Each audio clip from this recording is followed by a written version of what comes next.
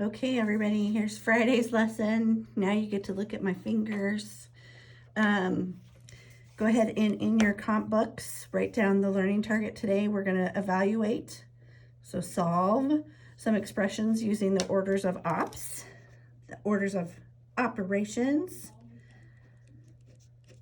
inserting grouping symbols in an expression to affect the value of the expression. So you get to play with PEMDAS today, and parentheses is going to be a big one. Okay, so go ahead and pause there if you need to write down the learning target. Welcome back. Go ahead and write down a numerical expression is just a math expression that contains numbers and at least one operation. We're going to do multiple operations today and working into solving some equations. So you can write this down if you would like to, but you know this, PEMDAS, please excuse my dear Aunt Sally. We always do our parentheses first, then we go to exponents, then multiplication, division goes hand in hand. I always like to say they're like brother and sister, and we go from left to right with those. So that's really, really important. And then we end with adding and subtracting, and those we always go left to right. So these are definitely rules that we need to make sure that we have really secure in our understanding and in our practice from this point forward. So precision is very, very important. Okay, so pause and put that in your notebook. Okay, we're back and we are going to work on example number 1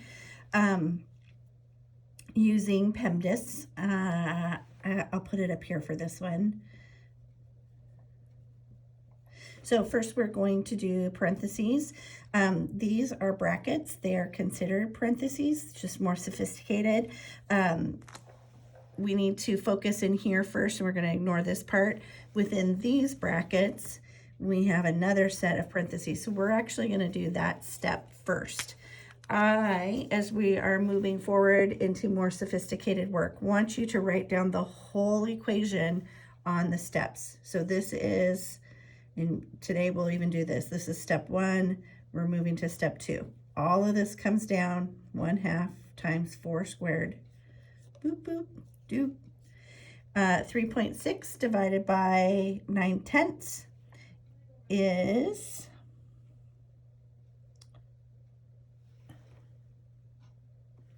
sorry, there was a plus here. I didn't see that one. Is 4. And then I'm going to put my parentheses. Okay, so my answer is right there. So my next step then is I'm going to go to these parentheses. So I'm going to do this part, and I'm going to bring everything else down. And I'm telling you, this is where people make mistakes. 2 plus 4 is 6. I think you can still see me okay. So then we go to our next step. So we've done all the parentheses. Now we're going to look at exponents, which is here. So we're going to bring everything else down. 1/2. 4 squared is 4 times 4. So it's going to be times 16th. And I'm going to just keep these parentheses like this. Okay.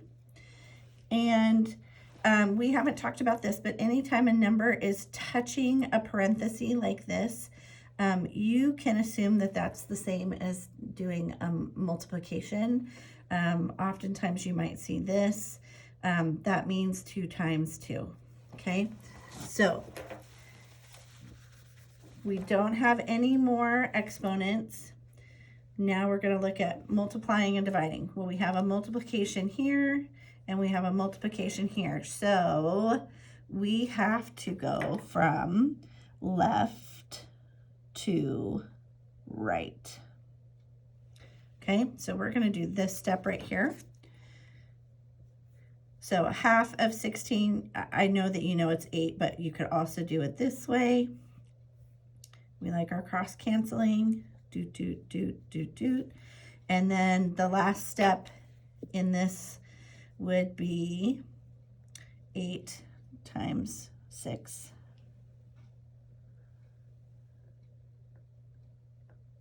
Oh, I missed it. There was a minus sign there.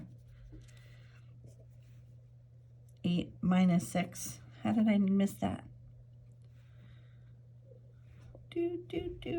And so then our answer would be 2. Okay. If I had enough room, you would notice that this problem kind of ends up looking sort of like an upside down triangle. And that's what should happen. I should see 7 steps. And the reason why I want you to write, we're working on precision. So I want you to do 1 step at a time for right now, moving your way down the board, and writing everything else. You notice I had to go back twice in this one and look and make sure that I was doing things correctly. So easy to make mistakes. We want to see where you're making the mistakes. And the only way I can get into your head is if you are writing each of these down. All right, we'll come back for example number 2. Okay, here we go. Example number 2. We're going to do parentheses first. So we've got our small parentheses. Let's bring everything else down. 2.5 squared plus 6 minus 3/4 would be 5, and 1/4 divided by 2 times 2 to the 5th power. Okay, we still have parentheses, so we're going to come here. So we're going to make this into an improper fraction. 4 times 5 plus 1, 21 over 4, divided by 2 over 1, which is just like doing 1/2. Really didn't get us very far because I can't do anything here. So it's, and I'm okay if you even do that on the side. So it'll be 21 over 4. Ooh.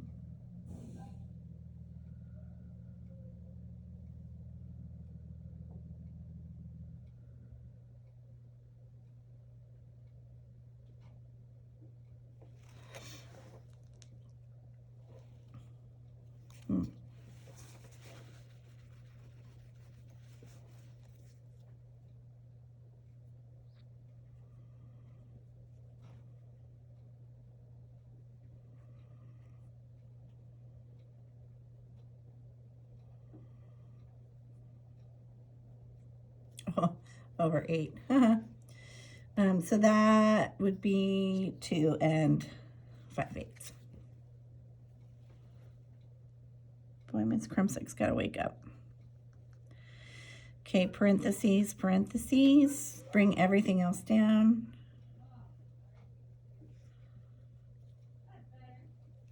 Okay, I've got P done. I've got exponents next. To 2.5 times 2.5. I'm just going to use my calculator, and you can do that. Is, oops, doing this part and this part. 6.25 plus 2 and 5/8 times 2 to the 5th power, so 2 times 2 times 2 times 2 times 2. 32. Oops. Okay, so we got our exponents are done. Now we're going to multiply and divide. Well, the only place we have that is here. So 2 and 5/8 times 32.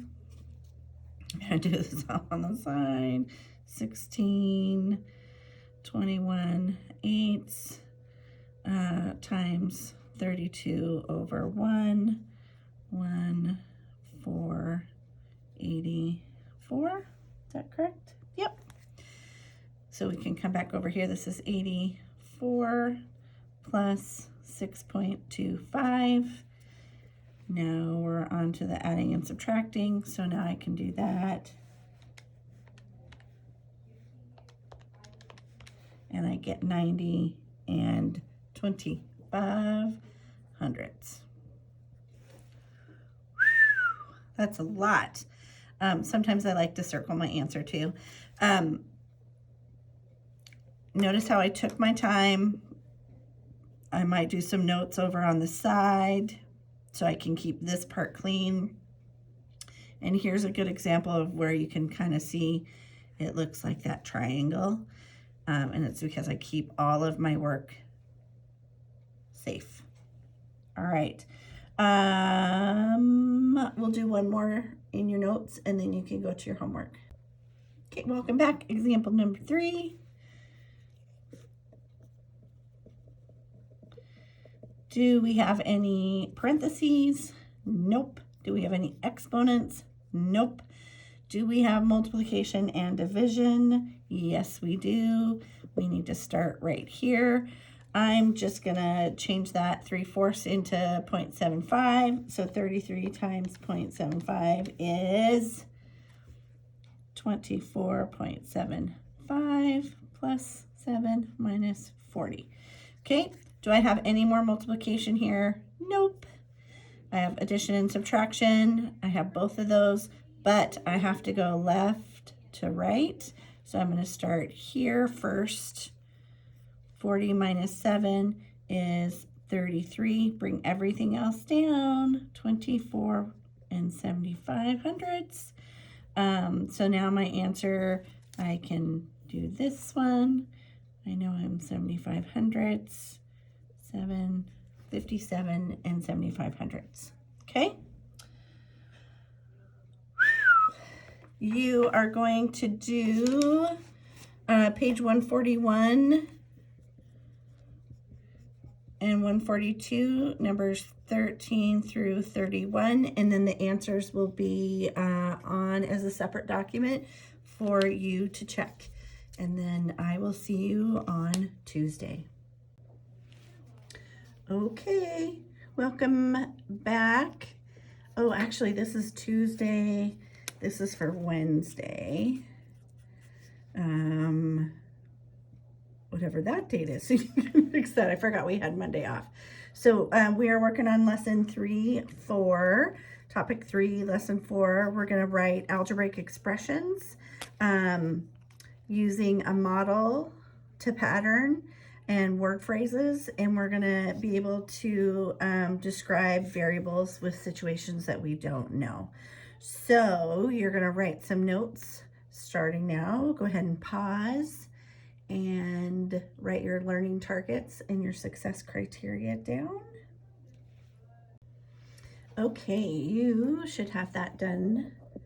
And we're going to go to example number 1. So Darius bought some comic books. How can we write an algebraic expression to represent the total cost of the comic books, no matter how many comic books he would purchase? So we could set this up in a table like this, and the left-hand side would represent how many comic books. The ... just means that pattern can continue. And then we have this n down here, which is our variable. So will you write in your notes that a variable is a letter or symbol that represents an unknown quantity or unknown number? And in this case, it just means we could put, Darius could have bought 25 comic books, and we will be able to figure out, if we plugged in 25, we would be able to get that total cost. So with each comic book, we know that they cost $4. Instead of putting, remember how we talked a lot about labels? With tables, if I am going to do something consistently, like all the way down, this would be money, I can label it at the top, and then I don't have to label it after each one. That's the beauty of doing a table. So if I bought one comic book, that comic book costs $4, and it would just be 4 times 1 to get the total cost. If I had bought 2, it would be 4 times 2, etc. We could go all the way down. We'll skip this one, and then we would say 4 times n. Now we can represent it this way. We talked about this in an earlier lesson. We could say 4n because if a number is touching a variable, we know that we're going to multiply it. We could say 4 times n. All 3 of these ways are correct. Okay, and then we would do an algebraic expression to represent that, which is any of these 3 different ways that you could do that. So there is a definition for algebraic expression. And so why don't you copy that down from your book in your comp book right now. Oops. Okay, so we are looking at, example number 2. You have done this kind of off and on throughout your mathematical career. We've looked at different English words that represent something in math, and this is doing the same thing. So if we looked at this, we see that it's more than a number. Not times, because that makes it sound like a, so more than t. So if it's 5 minutes more than t, we know that if it's a more than, that's something that we would add. So we would say 5 plus t. In this next one, we have 10 erasers decreased by a number n. So decreased by would be the best way to say it. So we would have 10 minus n. The next example, n nectarines shared equally by 3. So that is shared equally would have to be a division problem, and we can do it a couple different ways. We could say n divided by 3, and this is that by 3, so you know that that's the dividend. Or we could say n over 3, because that is the same idea. And then the last one, it's a little more complicated. So we have 4 times the quantity. So that means that we have an answer to a multiplication problem, plus 8. So we are going to do 4 times, and that quantity means it's almost like we're doing this. Answer to another problem. So x plus 8 would be in the middle of that. So one of the things that you might want to do is, I kind of like to make a big quadrant, and thinking about all the words for add, for subtract, for multiply, and for divide.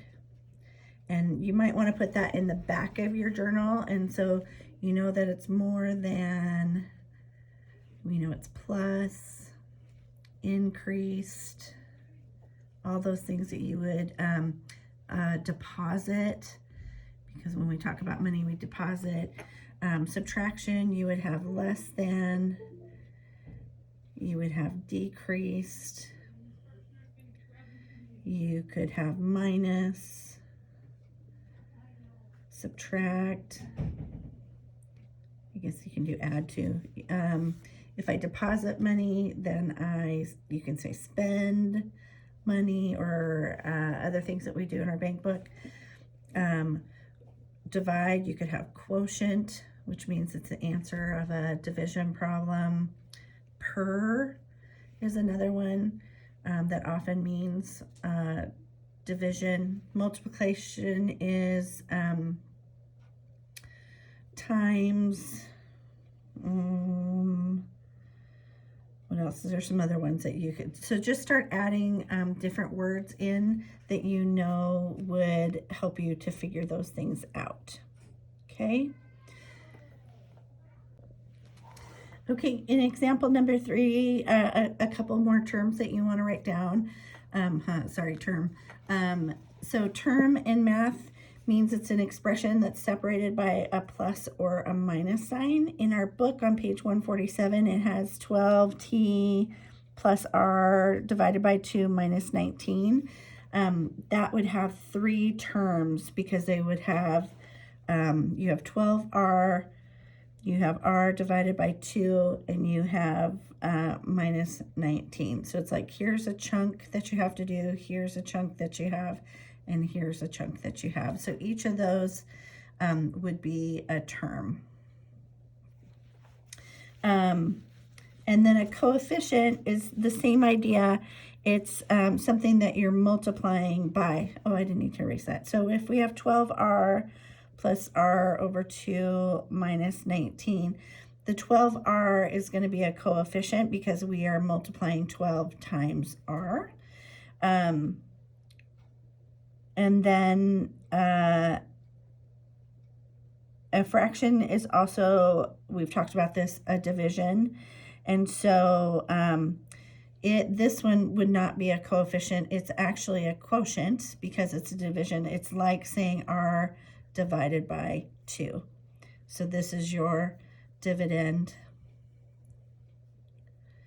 and this is what you're dividing it by. So it's the divisor. Okay? So you are going to do numbers, page 149, 150, numbers 11 through 27, and then on the Classroom, Google Classroom, there is the sheet, the Google Doc that has your answers to it, so go ahead and check, and then we will do a little check-in soon to see how you're doing with all of this.